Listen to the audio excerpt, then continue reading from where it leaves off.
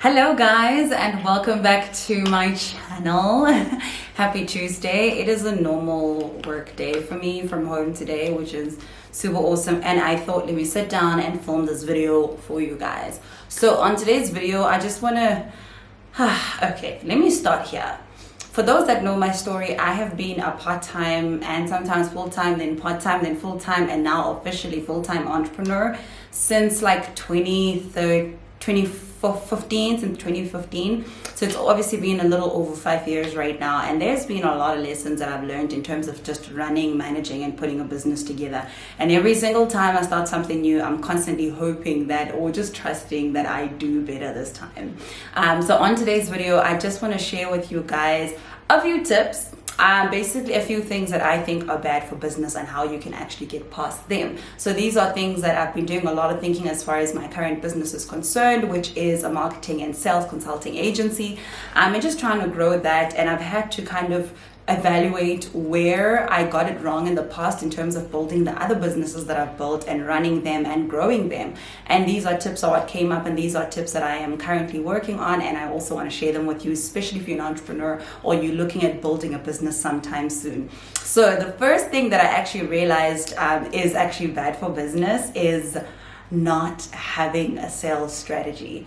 Guys, the honest truth is a great idea is not enough. You need a strategy on how you are going to get people to transact with you. You need a plan on how you're going to entice somebody to actually want to spend money on whatever it is that you're selling, that you're talking about, or that you're creating content on. And I think that especially if you have like such an entrepreneurial mindset and you constantly want to start stuff like me, you always are so excited about the idea and the implementation, but we don't really look into how do we actually get someone to buy this? How do we kind of turn, twist, or fix this thing to be appealing into someone's eyes? Because the honest truth is an idea is not always good enough. You definitely need more than just a great idea. So it is important that you sit down when you have a great idea and say to yourself, how do I start marketing this, right? How do I start actually sell this thing? How do I present myself in order to sell it? And in this day and age, this happens through social media. This happens through,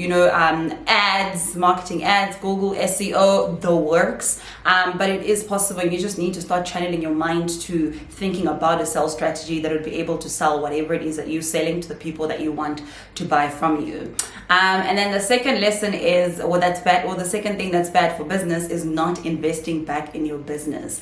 This was one of my first biggest mistake, and I think I actually picked this up when I started my first business. So my first business was a wedding planning and events company. I started this in 2015, and what happened is the company literally took off. That's basically how I sort of kind of got into the public eye. I started getting radio interviews and that sort of thing. And what I did then is I made quite a bit of money. That's somebody's child making a noise outside. Anyway, I made quite a bit of money, and what I started doing is I started spending the money. I did not like start put it back in the business as in do more ads or grow the business or whatever the case is. I just started showing the money because I was young, number one, and I just felt like, oh my God, there's just so much money falling in my hands right now, and I just need to do something. I started like buying my family stuff. I started getting myself stuff. I started saving up for my first car. I was just going all the way out. And now when I look back, in order to sustain that business, I really do think that pouring the money back into the business would have actually taken me way further than it actually did. Because for many of you guys that know the story, I eventually had to shut down the business, and then I was opening it up every now and then, but it wasn't a sustainable business, mainly because my mindset then was just like, it was a different story, girl. All I did was I just chowed the money. That's all I did. Like, I would close really big deals and just all the money and do whatever I will with it. And that is something that I really learned, and that I try to implement now with all the other stuff that I do, and with my sales and marketing agency is whatever income that actually comes in, I need to be able to invest it back into the business to be able to grow and sustain this business that I want to build. So that is an important one. The third thing that is bad for business is when you are spending more than you are actually getting. That is also another thing. So this happened with my other business. I will not mention because and it's still a bit I still feel very emotional about it, because I was just like, I should have known better. I should have made these mistakes. But anyway, and what actually used to happen to me was money was coming in, but I was spending more than what was actually coming in, which meant that at the end of the month, after I've like overspent on costs and really not kind of evaluate all my costs and that sort of thing, I did not have enough money to pay salaries, and just stuff was not balancing. It started not becoming financially visible enough for me to actually sustain the business a lot more. So that was one of the biggest mistakes. And now looking back, I look at it and kind of realize that it is very important for you to not spend more than you're earning. It's literally like a financial literacy lesson that you learn, that Nicolette Mashile tells all of us and teaches all of us, that this is not what you do and this is not how you do it. But did I listen? No, I didn't. And I know a lot of people that did not listen, and that just end up literally shutting down their businesses, because that's what happened to me. I ended up having to close shop, mainly because it just was financially unstable anymore. It wasn't feasible for me anymore. But when I look back, I'm like, if I had sorted out that thing, possibly my business would have been in such a better position. And that's just like a bad lesson, or a lesson that I learned, that I was just like, that is bad for business and we actually need to do better. The fourth thing that is bad for business is not having a business coach. I always thought that this was like an expensive thing, and I was like, it's not necessary. Who needs a business coach? But one of the things I've realized now within the current business that I am, and seeing the growth in it right now, is that it is important to have somebody that coaches you on how to make decisions, on how to move in your business, how to scale, and literally just how to transition certain parts of your business. It is very important. I know we talk a lot about mentorship, and we talk a lot about reading the right books and talking to the right people and that sort of thing. Great stuff. It is super awesome, but it is not enough. You need to have a business coach. You need to have someone that you can actually sit down, that you would be able to tell every single thing that is happening in your business and be super honest about the decisions that you've made, so that they are able to direct you. Because what normally happens is we take generalized information and then we take it in, but we struggle to actually implement it within our personal lives and within the personal things that we do and that we have in our businesses. And that is something that I'd done for the longest of time, where I was reading a lot of business books, I was going to business seminars and that sort of thing, but I did not have anybody to kind of sit down and talk to you about like the exact scenarios that are taking place in my business, that I can be like, you know what, this is this and this and this and this is what happened, and how do I navigate ABCD.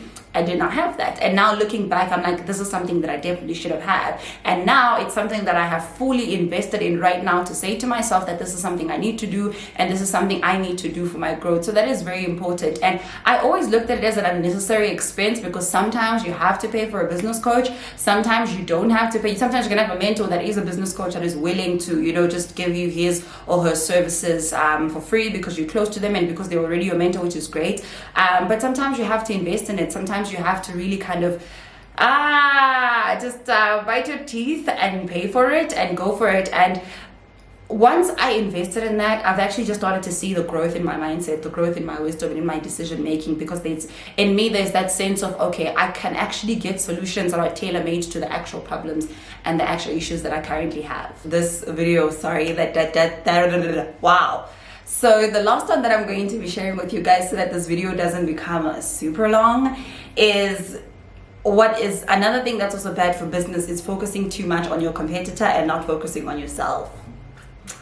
This happens a lot to creators, to brands, and to business owners, where we want to be somewhere in the game, right? You know, you've got the threshold that if I can get to this level, or if I can pala this person, this brand, this business, or whatever the case is, then I'm going to be taken seriously, or then I'm going to have achieved ABCD. And then what we do is we start watching them so much than we watch ourselves. And what we start doing is we either start copying them, which is again bad for business. And then number two, we start making moves according to their moves. So what we're just doing is we're trying to mirror and navigate, and we're literally basing our business and our knowledge on them, but we are not looking into our business and the core purpose that we started this thing.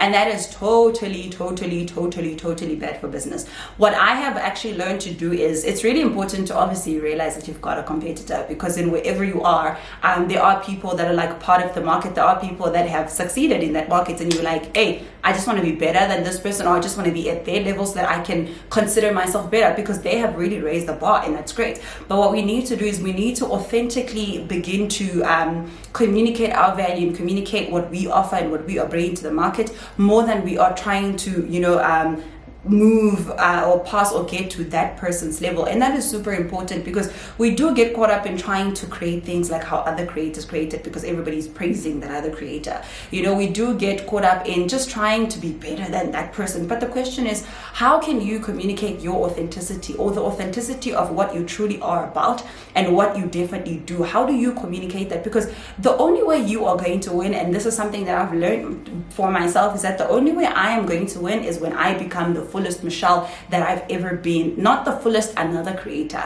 not the fullest somebody else, but the fullest Michelle. And that is the biggest lesson to take even for your business. The only way that your business is going to be successful is that if your business becomes authentically your business, is that if you just show value in what you offer and how you are different from that person. Because sometimes you want to pull from that person's audience, sometimes you want to pull from that person's clients, but how can you become way better than that person? That is something super, super important. So you need to understand that copying and focusing on your competitor is bad for business, and you need to focus on yourself, even while you remain cognizant to your competitor and you watch your competitor, because obviously you are competing with somebody. But that is super, super, super important. So I hope that my bad for business lessons that I learned are going to inspire you somewhere, help you somewhere in building your brand and your business, and help you make more money. So thank you once again for watching this video. I hope that you had a lovely day, a lovely Tuesday, like the one that I am having. So yeah, thank you so much for watching this video. If you have not subscribed, do the right thing, okay? If you like this video, please do give it a thumbs up, and let me know if you've been in business before and if you've watched people in business before. What are things that you would say that are bad for business? Should we make this a series? Side note, should we really make this a series? Hashtag bad for business. And then we can just share like all things that are bad for business and how we can actually move past them. Maybe. Okay, maybe this is a series. But anyway, thanks again for watching. Have yourself a beautiful one. I'll see you next time. Bye.